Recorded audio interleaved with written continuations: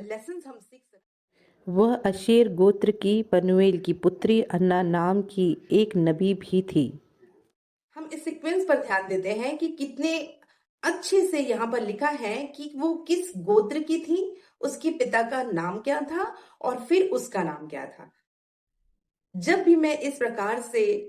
लोगों के नामों को बाइबल में पढ़ती हूँ, तो मुझे उस पुस्तक का स्मरण आता है जहां पर प्रभु यीशु मसीह पर विश्वास करने वालों के नाम लिखे गए हैं, ऐसा परमेश्वर का वचन बताता है। और मैं सोचती हूँ कि इसी प्रकार से कहीं मेरा नाम, कहीं आपका नाम स्वर्ग की एक पुस्तक में लिखा गया है। जब प्रभु यीशु मसीह इस संसार में थे, यीशु मसीह के 70 जो चेले थे, वो यीशु मसीह के पास आकर के कहते, यीशु ने कहा, तो भी इससे आनंदित मत हो कि आत्मा तुम्हारे वश में है, परंतु इससे आनंदित हो कि तुम्हारा नाम स्वर्ग पर लिखे हैं। जब प्रभु यीशु मसीह इस बात को कह रहे थे, यीशु मसीह के 70 चेलों में एक चेला, यूहन्ना नामक चेला भी उधर खड़ा था और वो भी यीशु मसीह की इस बातों को वो सुन रहे थे। और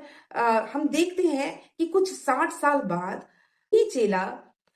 परमेश्वर ने उसे एक दर्शन में एक पुस्तक दिखाया और वो स्वर्ग में तक को उसने खुलते हुए देखा। प्रकाशित वाक्य उसका 20वां अध्याय उसका 15 वचन में वहां लिखा हुआ है,